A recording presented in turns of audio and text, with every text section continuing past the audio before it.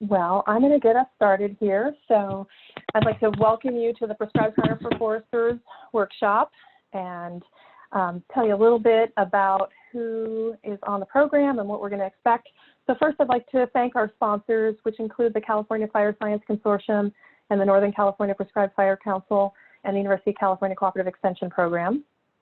As you probably imagine, this program was put together before the COVID restrictions, and so we had a great group of speakers lined up for a day and a half of content and a full workshop where we were going to share computers and work on smoke management plans and do mapping exercises. And the timeliness of the information seemed so important that we felt like it was worth trying to retool it in some way for online delivery. So what you'll see today is what we could come up with.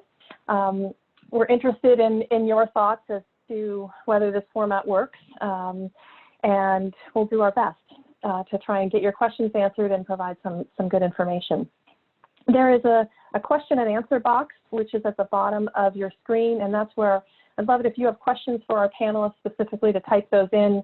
You're welcome to talk to your friends and colleagues through the chat box, or if you have another question to the panelists, you can send them through the panelist line alone, but more about organizational stuff than questions for the panelists. I've got a great group of folks with me today, including some folks that are behind the scenes and also folks that may jump into a backup moderator role if we have something go wrong, which I hope not, but there is always that possibility. I want to let you know that this program is being recorded and we will post it on the website where the other ones have been available. So today there are the start of 3 sessions, and this morning's focus is really on understanding more about prescribed fire, some of the myths and options, liability, and some of the assistance programs that are available. And really, when we put this program together, we were thinking about a forester audience because it seems like in some respects the landowners are getting really interested in this topic, and some of the foresters are in need of information. So we thought we'd help you develop some marketable skills in this process. And in that, we also thought it would be appropriate to expand the audience to include others that might be interested, including landowners. So I hope today that and through the recorded presentations, you'll be able to see some examples of using prescribed fire in forested settings, and also, gain some familiarity with these assistance programs, and through tomorrow, gain some skill in the basics of smoke management planning. Our audience, as you can see from the webinar chat here, is very diverse, and it includes landowners, agency representatives, tribes, conservation organizations. We may even have someone coming in from Mexico. We've got a couple of different states represented, Washington and Oregon, and so it's a great diverse group of folks. I know from the YouTube channel, folks are watching the talk, so that's really exciting. And so thank you for joining us. A couple of disclaimers here. We're not attorneys. We're not here to give legal advice, but we are here to provide educational information. So if you need legal advice, seek that somewhere else. But we're here to try and explain kind of the lay of the land as we understand it. So today, through the morning, we're going to meet Lenya Quinn-Davidson, Jeff Stackhouse, Chris Ramey, Stewart McMorrow, Matt Talking. And then this afternoon, we'll engage with another group of the speakers. Greg Gray, unfortunately, with the U.S. Fish and Wildlife Service, is not able to join us today. He's a bit under the weather, so we will be sending Greg our best wishes for a speedy recovery. I'd like to start off the program, though, with a poll, just to get a little more of an understanding of what brought you to this program. Mike, can you launch the poll for us? The majority of folks were using this information for their job, with a number of people interested in the topic broadly for land management. So we're going to start with a focus on kind of the first bunch of talks, which were largely given by Lenya Quinn-Davidson and Jeff Stackhouse. So I'll introduce them in just a second. And then we'll move into a second segment where we'll talk more specifically about some of the assistance programs and some of the permits available. And unfortunately, we won't be able to bring Greg Gray into the conversation, but we'll be able to get him questions if you have some. And then we'll come all back together with a focus on on a broader conversation among all the panelists. Again, I'm having a little bit of difficulty here. Give me a second here. For this afternoon, we'll be doing sort of a similar format with 4 of the talks that we'll be focusing on, and then we'll have an integrated panel discussion among all the panelists who can attend. So some of the morning panelists may be able to join us for the afternoon as well. So we'll be able to have kind of more cross-cutting conversation across the board. But and then tomorrow, we'll be focusing in on the smoke management plan development and fire weather, and where we can, we'll continue to sort of elevate and continue the conversation. Let's see, and so let's get started with our opening session. So Lena and Jeff, do you want to do a short introduction of yourselves? Yeah, sure, Yana. So I feel funny saying my name's Lenya and I'm a fire advisor because you guys had to hear that about 4 times while you were watching the talk. So I apologize for the redundancy in my introduction. But I'm based up in Humboldt County in the north coast of California, and it's fun to look at all the attendees and see how many people are on here from all over the country. I see my colleagues in North Carolina with Extension are even on, so it's pretty cool. I am a fire advisor for Cooperative Extension. I'm also the director of the Northern California Prescribed Fire Council, and do a lot of work locally with private landowners and with the Humboldt County Prescribed Burn Association. So it's great to be here. Definitely not a lawyer, so we'll enter into the liability conversation. It was kind of a general view of the issues, and yeah, looking forward to the conversation. Thanks, Jana. Yeah. How about you, Jeff? Hi, everybody. My name is Jeff Stackhouse. I'm also with University of California Cooperative Extension. I'm a livestock advisor in Humboldt and Del Norte counties, and been working with Lena to lift the kind of the PBA not only in our county but also across the North State with other UC folks and nonprofits and RCDs and CAL FIRE folks. It's really been a kind of a whirlwind experience trying to get fire back into private landowners' hands, but it's been really rewarding, a lot of fun, and the virtual space is going to make getting fire on the ground a little more difficult, but we'll get through it, and thanks for joining us today. Great. So the way this is going to work is you may see that there's a question and answer that's already been posted. I've got a set of questions. I'm going to have a conversation with these guys, and we'll just kind of roll with it. I'll pick some of them from the Q&A box.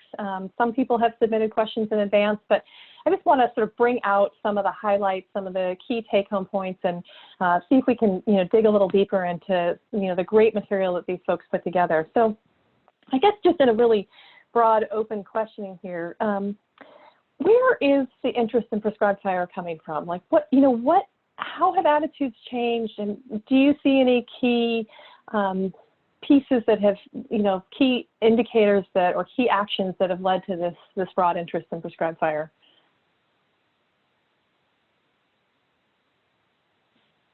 Well, I guess I can speak to that because we've been working on prescribed fire for over a decade with the Northern California Prescribed Fire Council.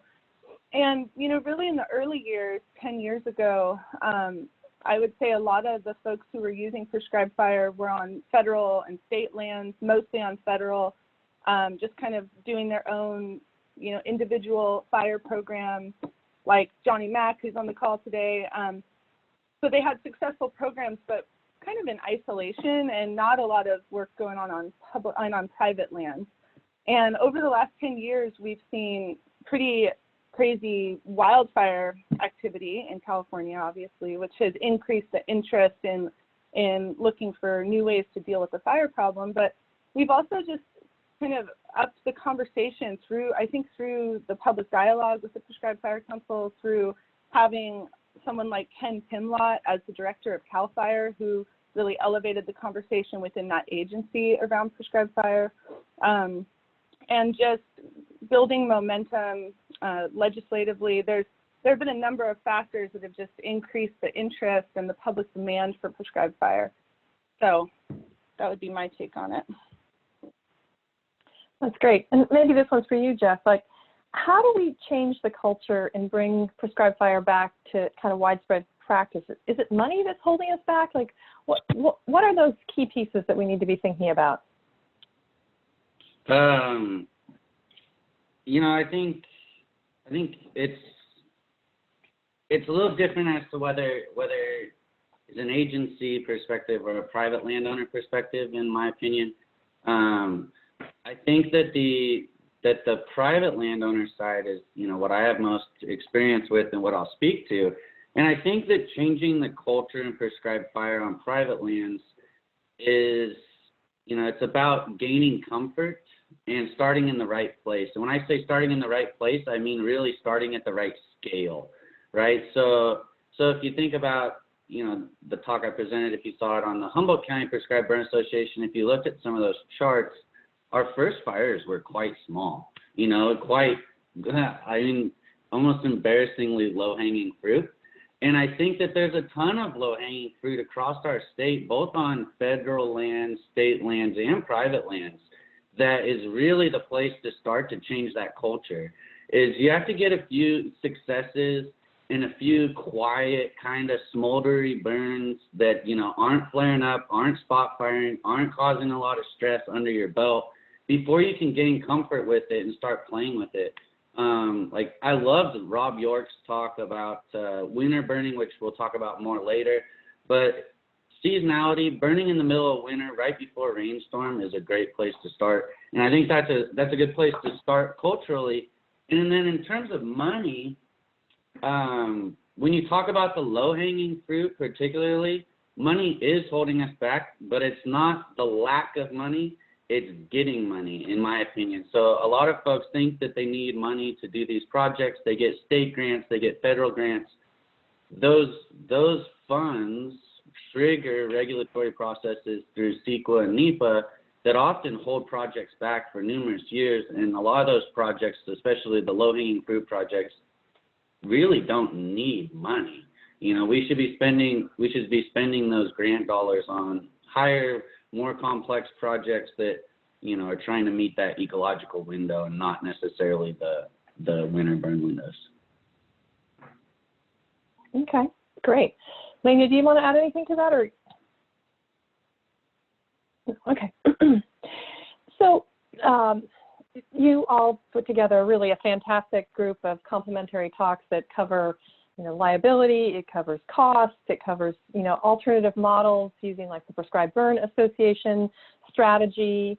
And so I'm gonna bounce a little bit around here. We also talk about the new burn broth program that's coming on board. And so I think one of the real positive messages that I got out of your talk, Lenya, around liability is that, you know, California is a simple negligence state, and you know, there's more room and more extreme opportunities. So I'm wondering if you could help us think through about those reasonable preparations that, you know, would give you know, some guidance to a landowner to make sure that they've done the right stuff. Like, can you help describe that in a little more detail? And I know your talk does a really good job at it, but I want to make sure that people really understand what reasonable is likely to be interpreted as.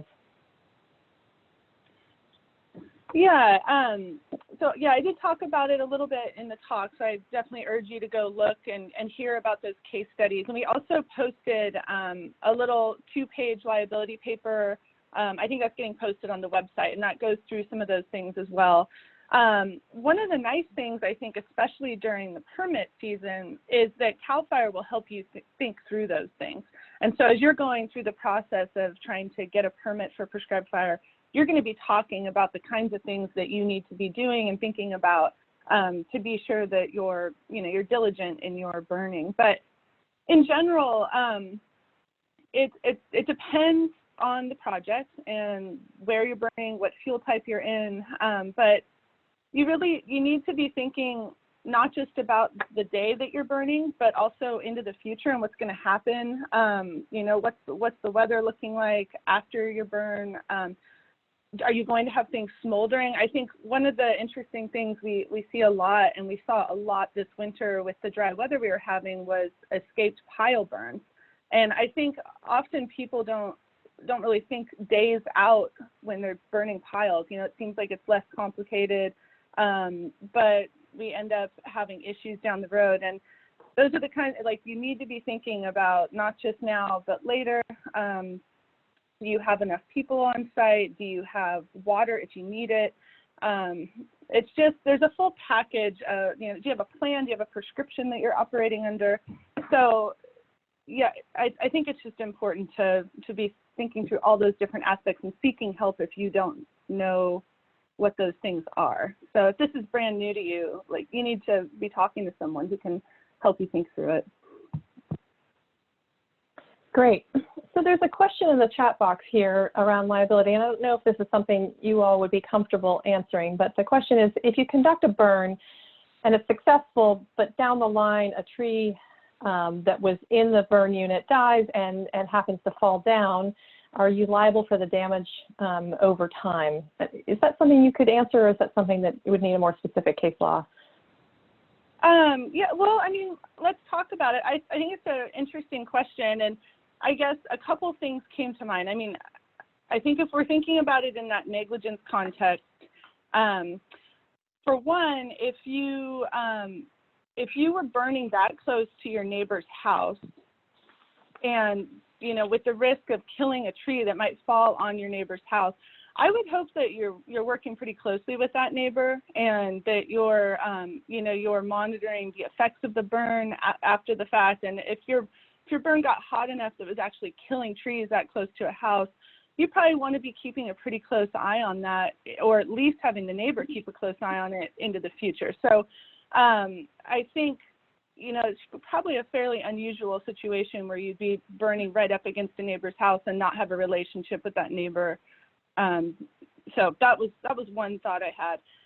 As far as the tree dying, I mean, I think the negligence stuff gets into these bigger conversations about, you know, did you do what a normal person, what a responsible person would do in that setting? So did you take precaution? Did you monitor that tree? If you saw that it was dying, did you consider removing it so that it wouldn't cause a problem?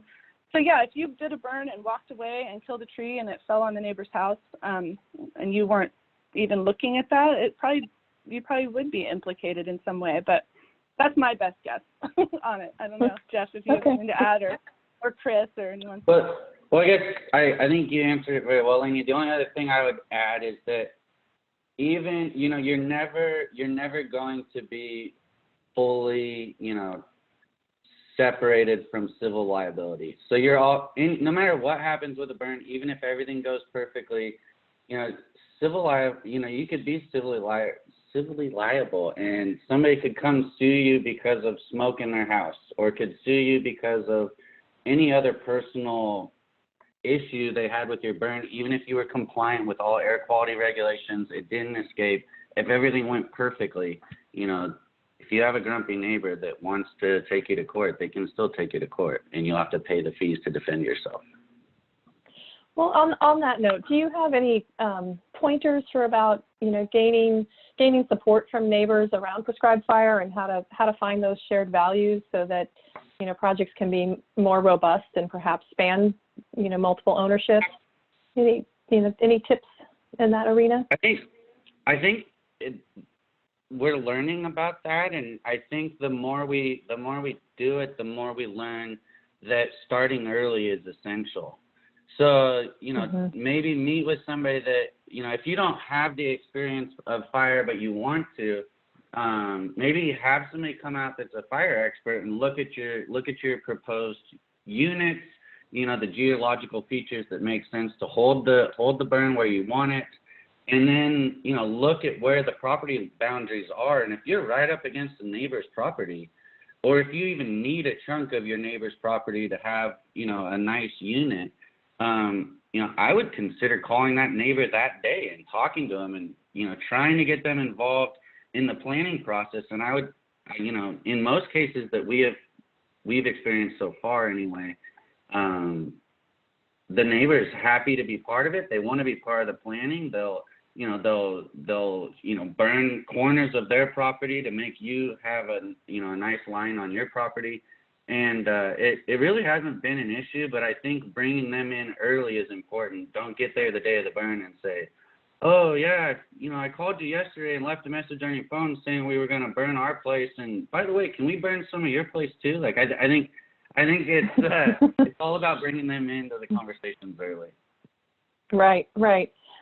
Well, let's switch a little bit to the new developing Burn Boss program for California, which, again, Lena, you do a great job explaining kind of where the context of that is coming from and how we see this as a really critical step to being able to show reasonableness and due diligence and skill and preparation. So who do you see this program being most appropriate for? And then maybe we can get it to this chat question that's also here. We can read that. Yeah, sure. Well, like I said in the presentation, this Burn Boss program is really intended for experienced practitioners. So folks who have prescribed fire experience and a depth of knowledge around it. It's not for entry-level folks who are interested in prescribed fire and just want to get more experience. And you'll notice it's a little different. The way that Senate Bill 1260 was written, it refers to this, this program as a Burn Boss program. It's not a certified burner. So it's in the same category as other states' certified burner programs, but we are referring to it as a California State Certified Burn Boss. And that comes with a certain levity. I mean, that's a different term. A Burn Boss in the federal world would have a career of experience in leading and implementing prescribed fire. So it's a pretty big deal to become a certified Burn Boss. So, yeah. And then, so there's a question here in the chat box about, what does that garner really? So the question is, are there limitations that come with becoming a certified Burn Boss? And they were asking about amount and quantity of burns and times of year. But maybe you can just sketch out what you think the program's going to do, because we're still waiting for the final layout, right? The rollout. Right. Yeah. So it's still going through the state approval process. So I do want to say that the things that I'm saying, it's pretty close to finalized, but it's not been completely finalized. So, there's a chance that something could change before July when we expect that it'll be fully finalized. But yeah. So are there limitations? No. The certification is really about getting people certified and then being able to enter into an agreement with CAL FIRE for each individual burn through the permit process to apportion liability for those burns, and to get certain benefits, like being able to work more closely with CAL FIRE, essentially.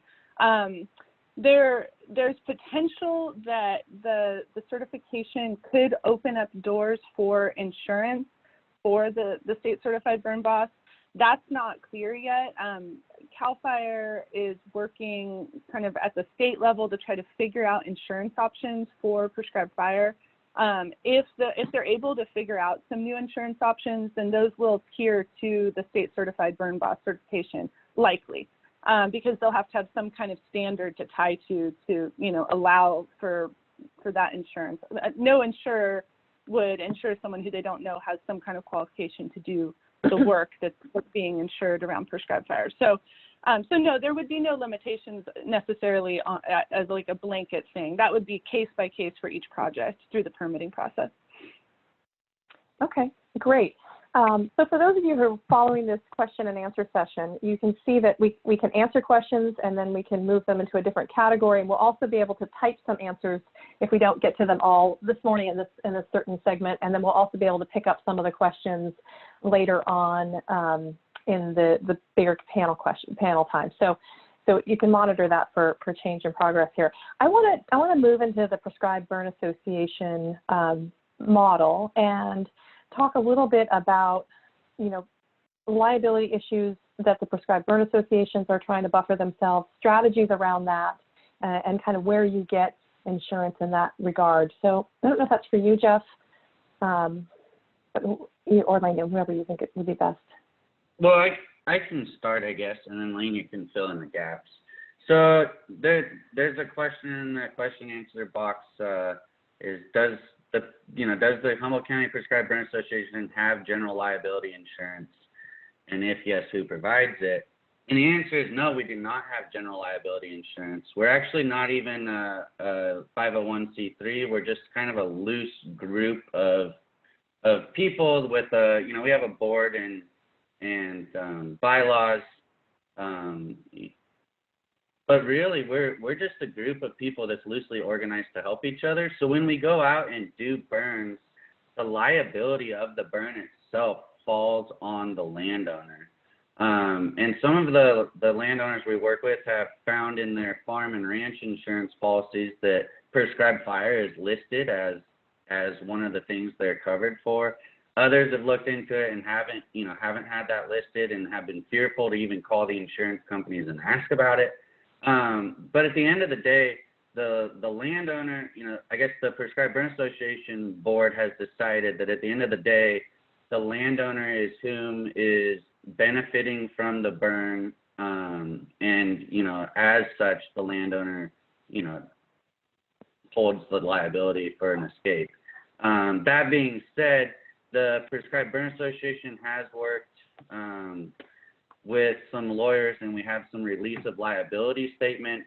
So if a PBA member got hurt or had something happen, we ask that everybody that shows up, including volunteer fire departments and PBA members, anybody that's part of the burn, signs that the release of liability waiver for the landowner for their personal being. So Lena, do you have anything else to add to that? And then, since we did advertise this for foresters, is it loggers broadband that is the typical insurance that a forester might be working with, or do you know? Okay. I don't know. I mean, and I know the burn bosses can carry their own insurance. Do you know where they're getting insurance? Well, no, I don't necessarily know. I do know that those options are pretty limited, and even the private federally qualified burn bosses that we work with have a hard time getting insurance. So it's not like those are just easily available insurance opportunities. There's a real issue with insurance for prescribed fire, and that's why that bill back in 2018. Assembly Bill 2091, it mandated that the California Department of Insurance work with the governor's task force to investigate opportunities for prescribed fire insurance, because we see it's a real bottleneck, and until we can get that figured out, there's little incentive for more people to become burn bosses or to open, to try to work with landowners to get that work done. So hopefully we'll see some. There are some things in motion right now that I think are exciting and kind of different, but they're not final by any means. But there is an insurance company that's looking at developing some opportunities for prescribed burners. Right, and it clearly seems like not having enough private burn bosses available is a real limiting factor for being able to implement these burns. So I guess the final question on this is, do you see like retired CAL FIRE or other agency burn bosses being grandfathered in, or likely folks that you might be kind of low-hanging fruit to bring into the program? Yeah, I mean, so the way that we proposed the burn boss program, there would be a grandfathering period where folks could kind of be like really experienced people could be streamlined through the certification in the first year. So that would include, retired fire professionals who have a lot of prescribed fire experience, and then also private folks who we know are experienced practitioners, and just trying to get them through so that we can, get as many qualified people certified as possible in that first year. So if that is approved in the way that the curriculum development cadre proposed it, it would be a year-long grandfathering period that would in some way waive the prerequisites, because we'd know that those really qualified folks, those qualified people had the necessary qualifications. So, yeah. Okay. Lena, can I just add something? Or I think maybe I'll just mention that you should mention it. But one of the other bottlenecks that we're going to have with the California Certified Burn Boss program is only people that have gone through the class can then teach the class. Is that correct, Lenya?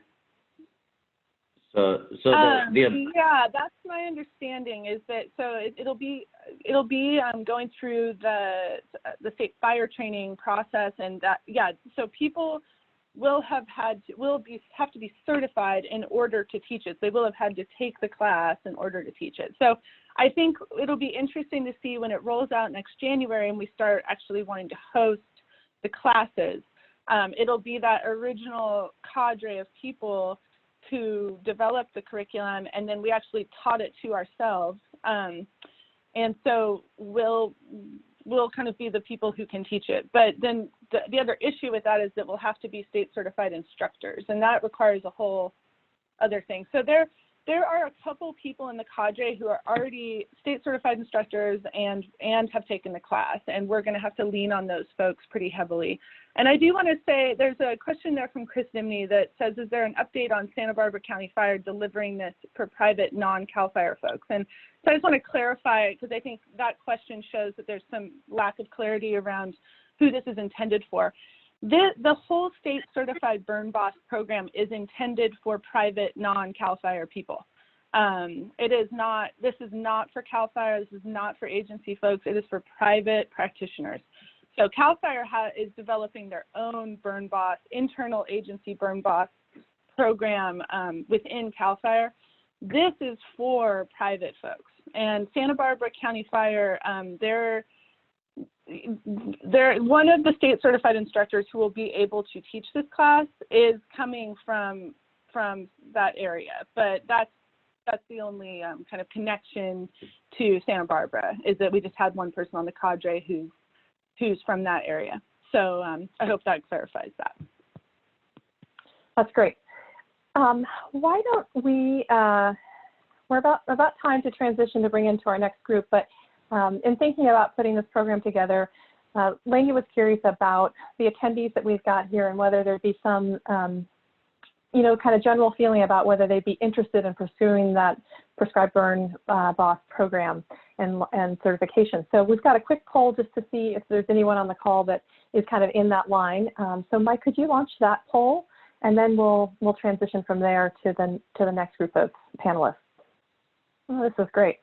I think this will give us some good ideas about, the types of programming and experience that are needed. And, I do want to, when we get to the larger conversation, talk a little bit more about how folks can get more experience and, what are some of those opportunities, and we can, talk more about how to join a Prescribed Burn Association project and kind of what skill level you need to have for that, and then also talk a little bit about the TREX program, which is the Prescribed Fire Training Exchange programs for folks that are really, more into a serious role of interest around gaining skill around prescribed fire. So I think we can close the poll. I think people have answered who feel like they want to contribute to that conversation. So let's see, and we'll share results here.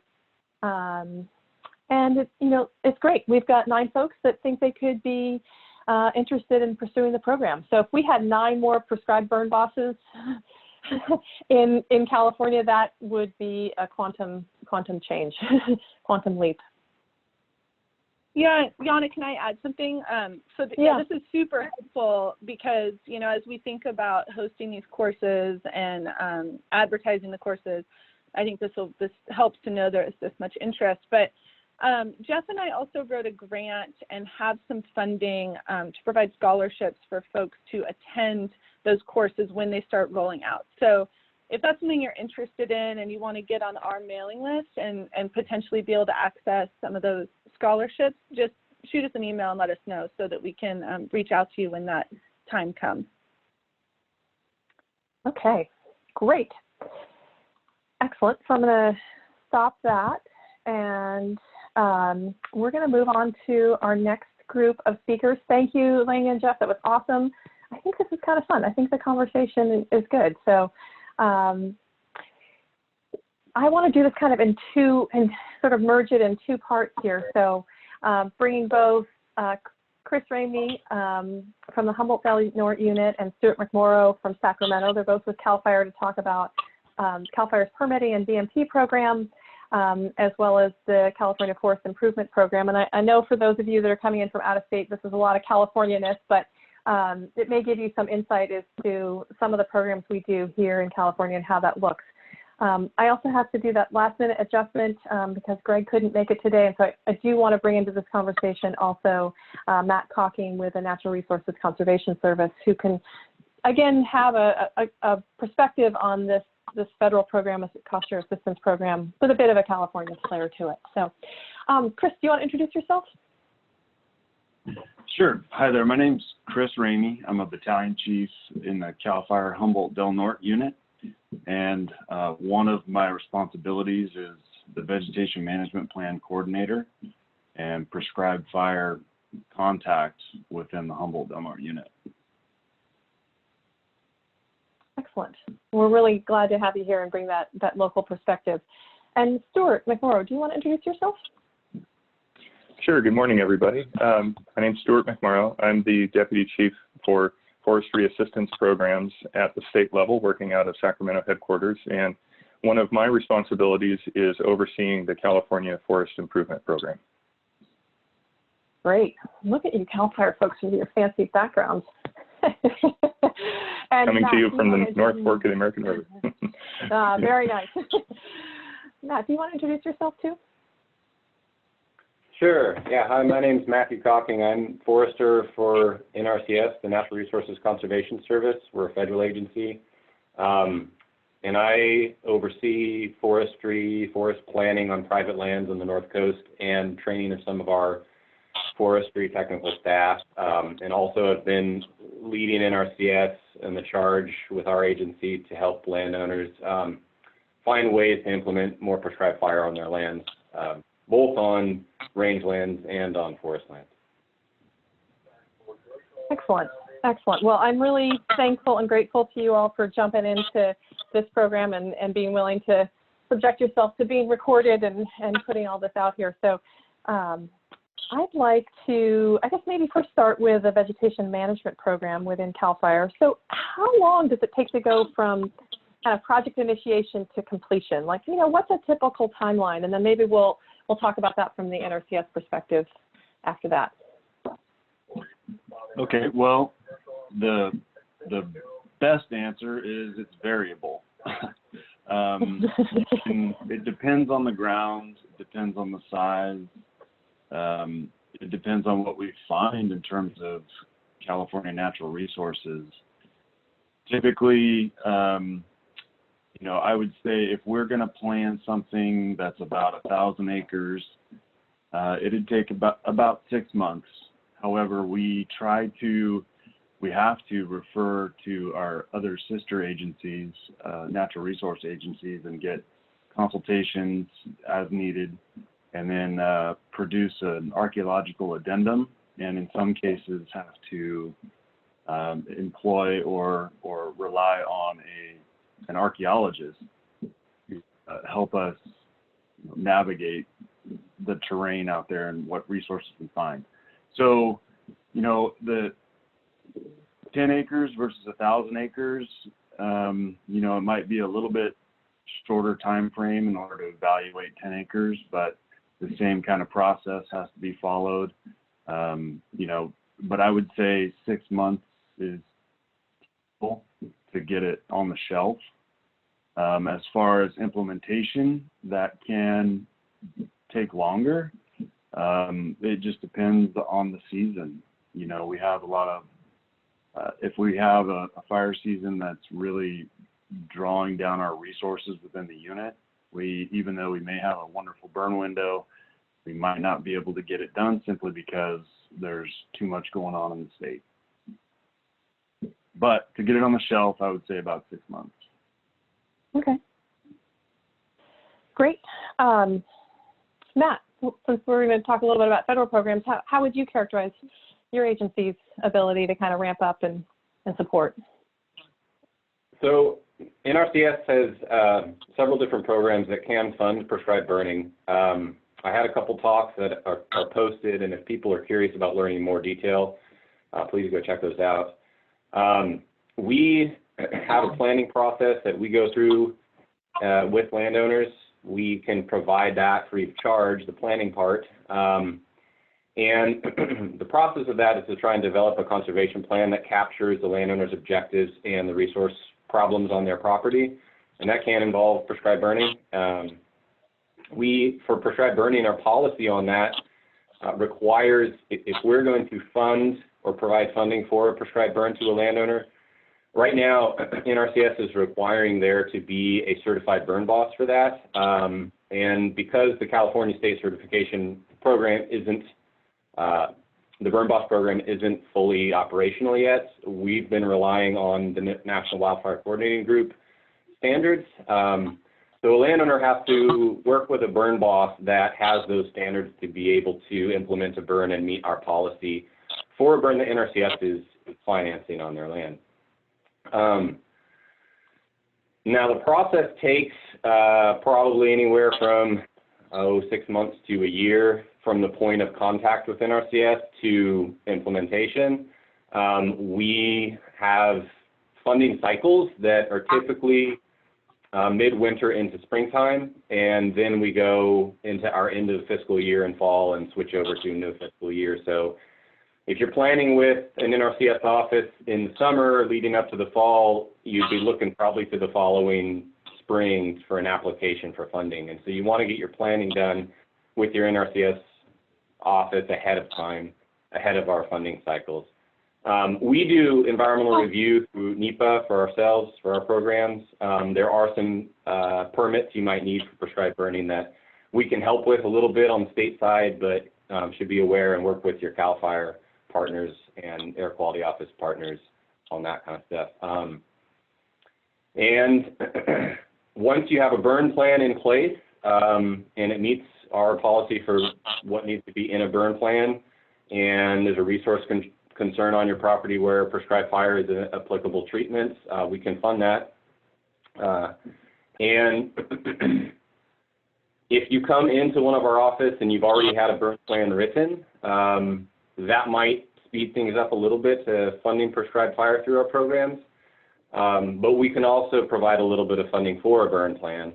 But I just want to say it's not a requirement that NRCS fund a written burn plan for you to be able to access financial assistance through NRCS for implementation of prescribed burning. Okay, great. So we're kind of comparing and contrasting these different assistance programs, and there's another one which Stewart McMorrow oversees, which is the California Forest Improvement Program, which is typically a timber stand improvement program. I know you gave us some nice history about that in your presentation. You know, maybe you could just help our audience understand a little bit more about how you see CFIP might layer with a landowner's objective of using fire in the future. Like, you know, if you're thinking in the long term, like how might you tweak some of the activities associated with that timber stand improvement activity or other property improvement to plan for a future utilization of prescribed fire? Sure, thank you. The CFIP program is really going to be the preliminary step that landowners would take if they were interested in, as you said, layering the prescribed fire and CFIP programs together. So CFIP is really going to be the planning and preparatory step. In CFIP, we pay for the development of a forest management plan across the entire property for the landowner. And that plan is written by a registered professional forester. And what that step really allows the landowner to do is to learn more about the opportunities that exist for them for managing their land. And CFIP is, properties eligible for CFIP range from 20 acres to 5,000 acres. So at the larger end of the spectrum there, we find that landowners tend to have a wide array of different things that they want to do with their property. And they could have many goals that are overlapping all at once because of just the nature of their property. We also find that those landowners that we deem sort of small non-industrial landowners tend to have varying levels of sophistication around what they already know. And so the forest management planning process really helps them with that. It really helps them align their goals with what's possible. So that's the first step, really. And then beyond that, CFIP operates by offering cost share for a specific set of practices on the property. And going back to the history of CFIP, this program was initiated in about 1978. And at that time, they didn't contemplate, the regulation and the statute didn't really contemplate broadcast burning. But it does allow for pile burning as a slash disposal method. So I just want to point that out from a burning perspective, that one isn't really going to be doing a burn, a broadcast burn under CFIP, but what you can do is combine pre-commercial thinning, slash disposal, and limbing. And under slash disposal, that can take many routes. Depending on the nature of the stands that we're working in, it could simply just be lop and scatter. And if the volume of the material that is left on the forest floor is thin enough and of a size that can carry fire in a safe manner under a broadcast burning scenario, then doing your pre-commercial thinning and limbing and then just simply doing a lop and scatter can really set up the stand nicely. But we have to remember that, ultimately doing broadcast burning under a CFIP project is not necessarily the ultimate goal for CFIP. So we're doing things to fit the CFIP benefits on the property so that the landowner can ultimately pivot on that and take extra steps. Any pile burning that's done on the property really should be done separately from any broadcast burning plans. And so there's quite a few subtleties that exist around this, and really it's hard to just broad brush overall what a landowner can do as it relates to pile burning and broadcast burning under CFIP without really talking to our forestry assistant specialists who are on the ground. I will say that there are also some subtleties that landowners can implement with obviously the help of their RPF or their registered professional forester. When they do choose to implement a CFIP program, and going back to the typical pre-commercial thinning, limbing, and slash disposal trifecta, if you will, you could probably do a little more intensive work with the pre-commercial thinning around the edges of a proposed future burn unit, perhaps. There's things like that that can be done within the confines of the prescriptions that are outlined in the forest management plan that can lend themselves to helping out a broadcast burn down the road. Okay, great. I'm going to pick up a couple of questions here that are in the question and answer box, and I'll note that we're getting a little feedback off someone's mic. We think it might be Chris Ramey's, and so when I don't have a question at you, but I'm going to get you right now. Maybe you could mute, and we'll see if that's where it's coming from. So Chris, I'm going to start with this question for you, so you can hold on a second. So in your presentation, you mentioned the new Vegetation Treatment Program Environmental Impact Report. Will this new impact report substantially change the nature of the VMP program? And are there plans for expansion of VMP to get more lands burned? Well, the Cal VTP EIR was signed and adopted by the Board of Forestry earlier this year. It's still a brand new vehicle that at this point I don't have any experience with. The idea is that the chaparral management plan, which is what was adopted in 1981, is what we call our VMP EIR. It was primarily used for brush-covered lands. The Cal VTP EIR is expanding on that original effort and including timberland areas. And it also is taking, a broad brush approach to different kinds of treatment that would be allowable as long as we're meeting certain checklist requirements. It actually has some availability to use herbicides in cases. So the Cal VTP, I think, is a positive step forward. At this point, though, I don't have any experience with it. We are developing some projects right now that we're looking to use the Cal VTP on. And those are projects that are going to be fuel break, prescribed fire, and potentially herbicide for maintenance in the future. So, you know, it's not a great answer, but I personally believe that if we can utilize that tool properly and it doesn't get litigated to the point of stopping us from using it, then it will increase the pace and scale that we're looking for. Great. There's another set of questions that are related to seeking additional expertise, both within agencies and across organizations. So there are two related questions here about working with tribes. So, you know, I think I'd like to expand it to also include NRCS in this question. So the question simply is, does CAL FIRE seek cultural expertise of tribal monitors for work before setting fire together? And then there's another question about how you have collaborated or hope to collaborate with Indigenous tribes. So maybe just to keep conversation diverse here, why don't you start, Matt, with the perspective of the Natural Resources Conservation Service, and then we'll flow to CAL FIRE. So with regard to tribes in California, NRCS works closely with tribes often. I'm working with a number of different tribes on the North Coast on forest land issues, but also specifically regarding prescribed burning efforts and attempts within those tribes to build up their own capacity to do prescribed burning.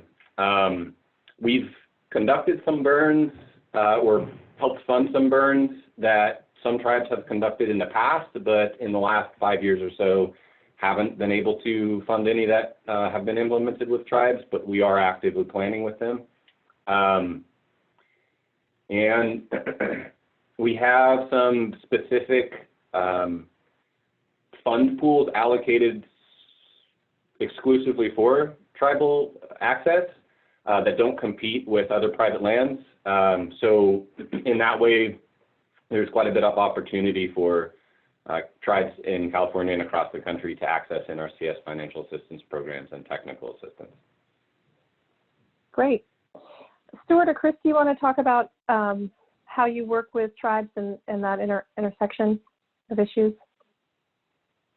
Sure. As the VMP, as we produce a VMP, we're required by California law to refer to specific tribes within the region of California that we're producing the project. We send them a map and a description of the project and request feedback from them. If there was, as we move through the process of developing or assessing the project and surveying, if we find anything, any site that would require notification, we bring them in the loop. Okay, great. Let's see. Here's a pretty technical question here from Jason Wells. Could Stewart speak about the California Vegetation Management Program, and does it help with both the diversity databases and the archaeological searches? So is there some way to kind of provide some assistance to do that evaluation that's part of the responsibility that a forester has to do for a project development? You have to excuse me, I can't see the question. I'm not sure if my program is the right one to speak on that, though. Okay. Could you repeat it one more time? Yeah, so it's about the California Forest Management Program and whether the VMP application process can help underwrite some of the CNDDB and archaeological evaluations that are needed. Okay. Well, maybe this will be an effective answer. Under the CFIP program, we actually do allow some cost share payments for the archaeological work itself. That was a new aspect for CFIP that we brought in about 1.5 years ago. In terms of the NDDB database run, we do not provide any additional funding for that piece as a cost share element. But again, I'm not sure I'm completely answering that question for Jason, but I'll leave it there for now. Our program does try and allow some cost share funding to cover some of that work that's needed, though.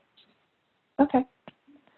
That's great. I mean, I think the basic message with all of these assistance programs is, you know, you need to meet your designee, whether they're coming from the U.S. Fish and Wildlife Service, which, you know, has assistance dollars, whether they're coming from the Natural Resources Conservation Service, whether they're a forestry assistance specialist within CAL FIRE. And, you know, as a landowner or a forester, you know, you need to pitch your program, pitch your project, and, you know, see if you've got a good match. And sometimes you can bring in multiple funding sources and complementary efforts together. But it's about making sure that your team understands your vision and that the program, you know, is a good match and a good fit. And I mean, I think one of the interesting pieces also is, you know, I think, Chris, you mentioned, you know, that a project can have public benefit assigned. And so, you know, how do you think about public benefit when it's on private property? Like, what would be an example of public benefit?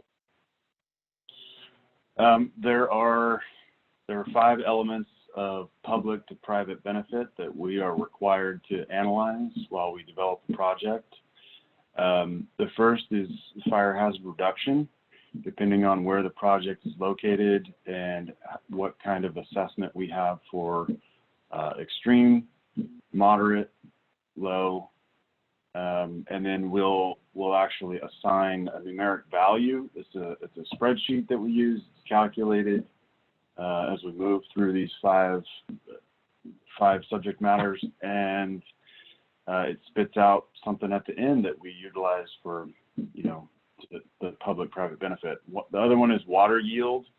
You know, what kind of effect on water courses, either directly or indirectly, wildlife habitat improvement, and sometimes we need to interface directly with the California Department of Fish and Wildlife to conduct that assessment. Fisheries habitat improvement, you know, same CDFW consultation on that, and then range forest improvement. Those 5 items is what gets us to what kind of percentage of public benefit to private benefit there will be.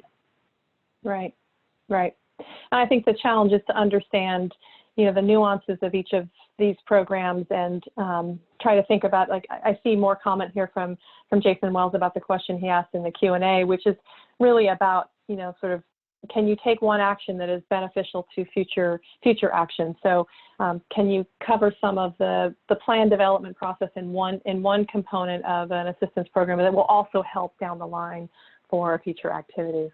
So, you know, gaining familiarity and gaining understanding of what these programs will cover is, I think, part of that process, that step. Well, I'd like to close out this second session here and then move basically everyone back in who's been on the docket today and sort of think about the broader synergies and some of the broader questions. So and we'll see how this works. So we've got a bunch of us as panelists, so that's exciting here. And you know, just as a sort of an opening question, in one of the later programs, I think, or maybe it was in yours, Jeff, you talk about search images. And, you know, when you think about prescribed fire, you know, maybe a couple of you can prompt some thought about how do you see the opportunity and how do you start to think in units and how do you start to think about what's achievable?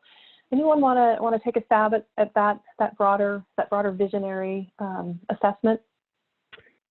Yeah, I mean, I can start with it, Yana, and I think the easiest way and maybe the fastest way, maybe the best use of time, for lack of better terms, to start to see that search image is to go on somebody else's burns. Like, just invite yourself, show up, and, you know, just say, hey, I really want to come help out on a couple burns. And it doesn't matter the scale, whether they're big burns or small burns, but once you start to see, you know, how people conduct fire on their properties, you start to see search images, and every burn I go on, I learn something, and it helps me in the future. Like, okay, dog legs are really nasty. Or, you know, when we went to the Midwest and burned with those folks, they use mow lines as control lines, which I had never seen before, right? So getting on other people's burns and burning in different ecotones or ecosystems is a great way to start to develop that search image for your specific area or your fuel type, because sometimes you don't need a control line at all.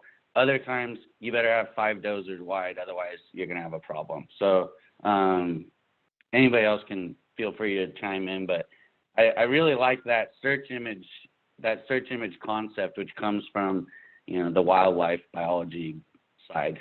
Okay, great.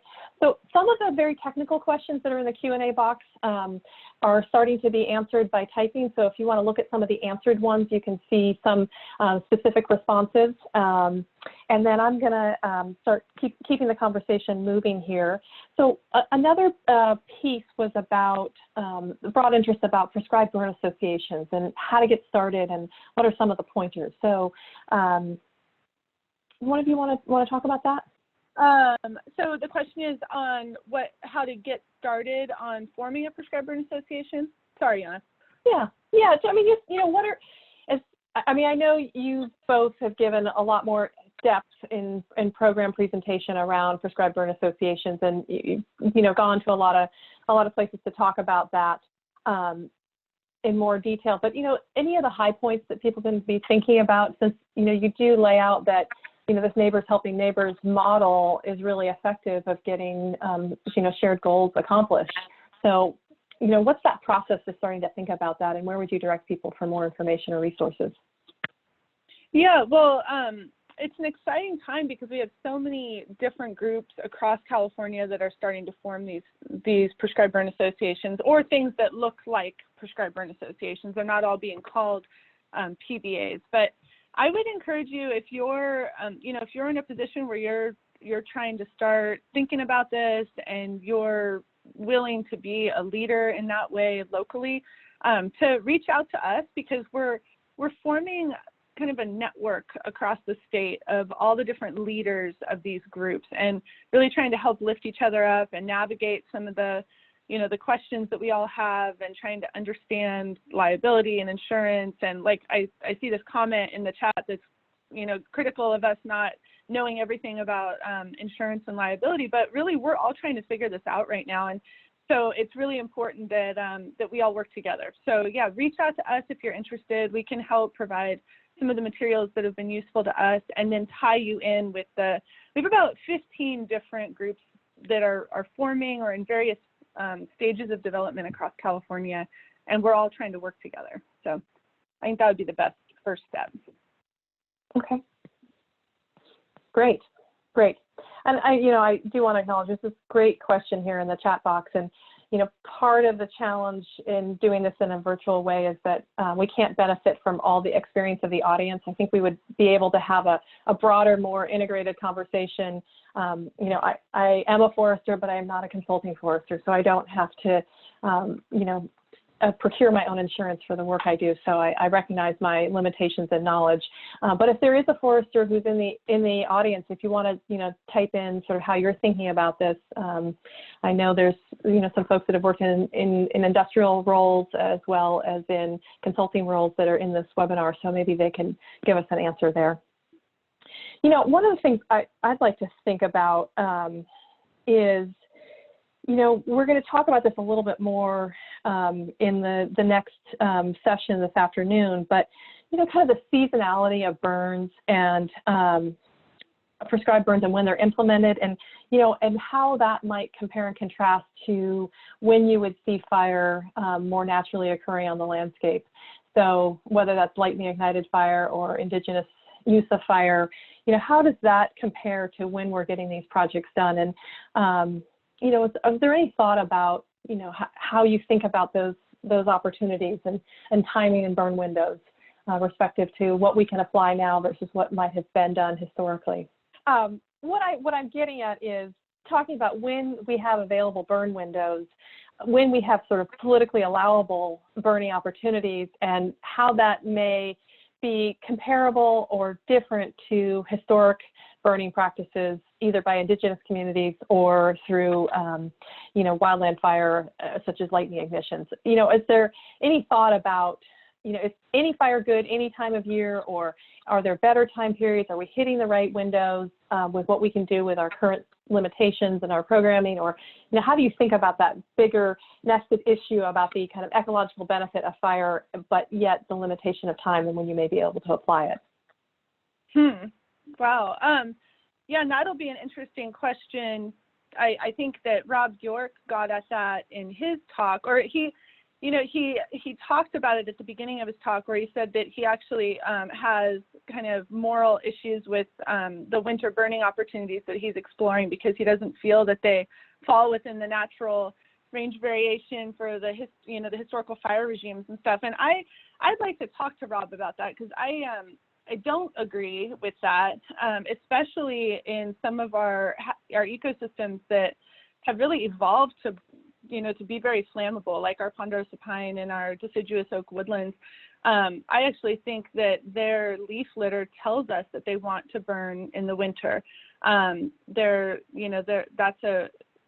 me, it seems questionable that Native people and that other forms of ignitions wouldn't have caused, they wouldn't have taken advantage of those winter burn windows. So I guess I think it really depends on where you're burning and what your goals are. And, I know that some people don't want to burn in the spring when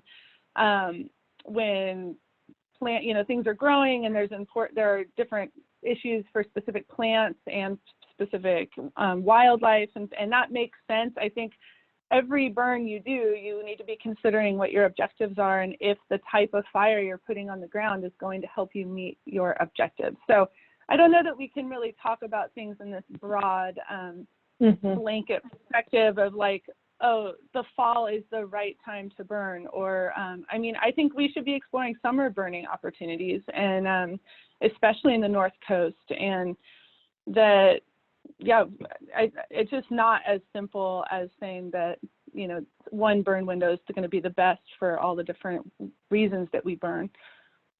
But certainly we get, from a permitting perspective, I really think we should be exploring winter burning. Like Jeff said, it's going to be the best time of year for us to build comfort in, during a safe time of year, and when we don't have to get really into complicated permitting process. And what a wonderful opportunity for people just to get a little more connected with fire. So I'm a big fan of winter burning. And right. One of the things I've been thinking a lot about, I went to a presentation, I think, Lena, you might have been there too, from a gentleman from Australia. And one of the things that struck me in that comparison with Australia is that we think about a burn being sort of a one-time action in a season. And the way they've been approaching this in Western Australia is that it's really a nested set of activities that may happen over many months. So it could be a cool burn in the spring that puts a big perimeter of black around a project area, right, but that as time develops and the fuels cure, because we know we need some higher intensity fire behavior for certain vegetation communities, that they're able to then go back when those conditions are right, and it would be perhaps more hazardous if it didn't have that big perimeter of black, but they're able to do these summer or later season burns to get those higher intensities. And that's like a significant culture shift to be thinking about layered activities in some ways. Like it feels like in right. California, we only think about one project, one season, and that's just, if we get that done, that's huge. But expanding to that layered approach is even another more complicated and enjoyable thing to think about, I guess. Yeah, and our colleagues in the Great Plains do that all the time. If they don't have ideal conditions for, meeting the objectives of their bigger burn, they can go out and do a bunch of blast lining and just get things ready for when they do get the right window of opportunity. So we see people doing that. I don't know that we do much of that in California, but we should be. We should be trying to think of ways to stage our work like that. Anyone else want to add into that? I don't know how CAL FIRE feels about that strategy, but or Matt, from the federal assistance programs. I think a staged approach like you're talking about is a really good thing to think about, and echo what Lenya said. In the context of forest land, I just want to say, on the North Coast, outside of our oak woodlands, which with the Hummel PBA we've had a lot of focus on, and with Greg's Fish and Wildlife Service program and our programs, outside of the oak woodlands and the rangeland, our forests are really complex on the North Coast, and I think looking at any kind of burn window opportunity we have when the fuels are available, we're going to have to explore to be able to get fire back into some of the forest types we have. Now changing climate may throw a wrench in that if we have much drier times of the year than we have in the past, but we should be keeping our eyes open to all those opportunities, I think. And monitoring and questioning what we're doing over time to keep track of something that might come up that, we want to stop doing in the future. But I think in the short term, we have more questions than answers, particularly in our mixed forest types on the North Coast, about, what's going to work and not work for the objectives, as Lena said, that you have on each different land unit and each different burn unit. Yeah. Great. So there's a question in the chat box. Okay, great for it. Oh, I was going to add something. Please. You had a question about when the HCPBA or a PBA versus a CAL FIRE VMP comes into play. And that kind of goes into what we're talking about here in seasonality. CAL FIRE has a lot of tools. We've got the crews, the engines, dozers, helicopters, and the people. And, so those in-season burns is kind of where we should be looking to CAL FIRE, I believe, to handle really highly complex fires that can have a lot of problem points. But it kind of comes down to what the objectives are for the burn. I mean, when Jeff and Lenya are burning with the PBA, or even just themselves working for a landowner out in the rural area of Humboldt County, a lot of times they're targeting Douglas fir encroachment. I mean, their goal is to just singe those Douglas firs just enough to kill them off and maintain grasslands and prairie. If we're going to burn in the timber and we're going to burn on a large scale, CAL FIRE is probably the best tool for that. But it doesn't mean that a landowner can't try to do that themselves or with the PBA. I believe, there's the future of the PBA is growing, and then CAL FIRE's perception is that we want to support and leverage our expertise for those landowners to bring, fairly large scale fire back to their landscape, but still, we still want to be in the conversation. Mm-hmm. Great. So there's a question in the chat box, Chris. I'm going to keep you on the hot seat. There's more resources coming available for CAL FIRE to assist in fuels management. Can these new fuels crews be used for prepping prescribed fire units for VMPs, or how do you see those crews being utilized? Yes, there are fuels crews that have now been, they were established last year. I believe there were 5 in the North State, and they have now been absorbed into the administrative units that they were originally planted in. And they can travel, and they could be utilized in different parts of the state. You know, what most of their time at this point has been taken up by the 35 projects that the governor identified as priorities that were trying to get completed by the end of 2019. And then now that they have, at the beginning of this year, were absorbed into those units, they're going to work on more unit-specific projects. And they're going to be great. I believe in the future, there's a push to expand on that. And, you know, there are BCPs in play to bring one of those. What's that acronym?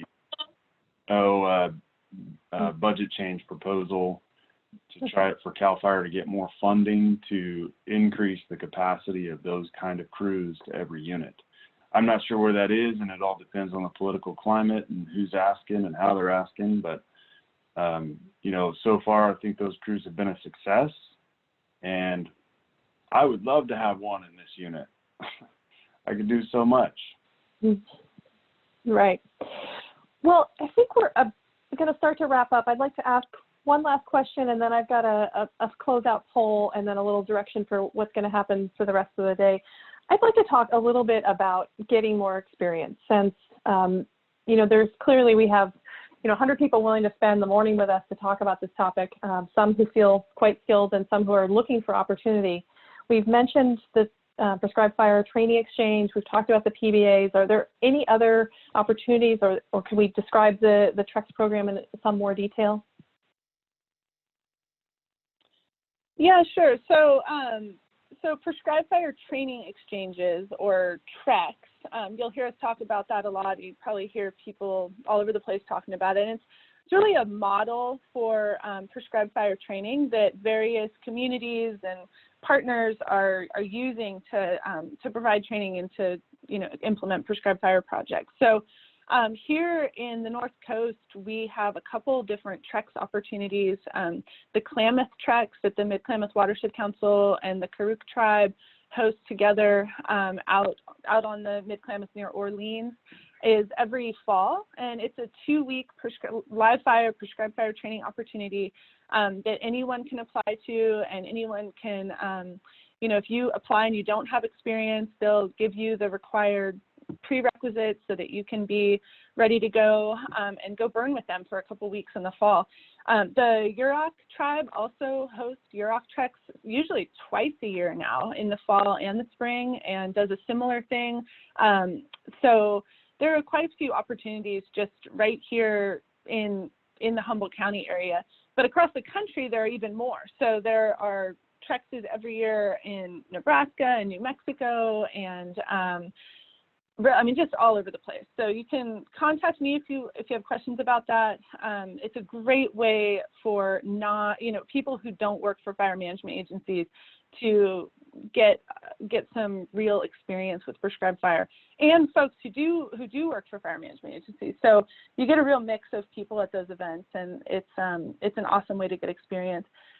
So, Margot's writing in here that the Cultural Fire Management Council hosts the treks on the Yurok Reservation. So, and that, Margot, I think I'm right that you all are doing that sometimes twice a year, which is awesome.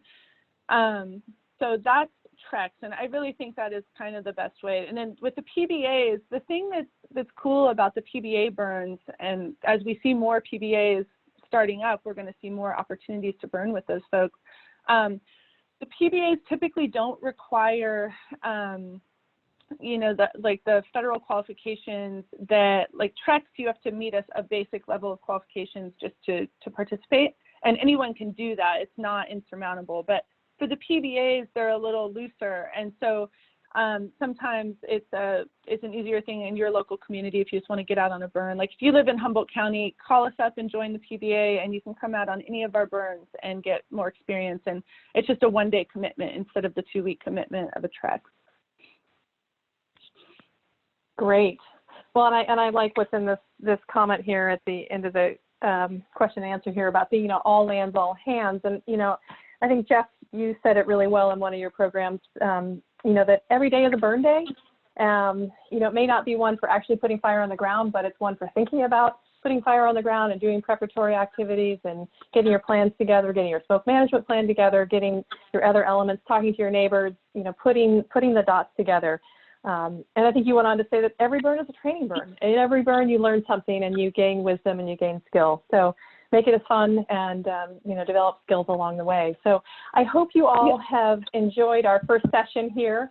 Lena, did you want to say something there? Well, I just wanted to add in, all hands, all lands actually is a thing. It's a concept of cooperative burning and sharing resources. And so the question that was asked in the Q&A was that they're hearing that term. And that term is a specific way of looking at prescribed fire, which is for different organizations and agencies to work together to cooperatively burn together. So we did there was a partnership of folks led by the Watershed Research and Training Center and Aaron and Miller, who are on this call right now, just got some funding from the NCRP demonstration funds to lead an all hands, all lands demonstration project based on the North Coast. So you probably will start seeing some more about all hands, all lands led by those two awesome people in Hayfork. So yeah. Great. Yes. Hey, Yana, this is Chris. Yeah.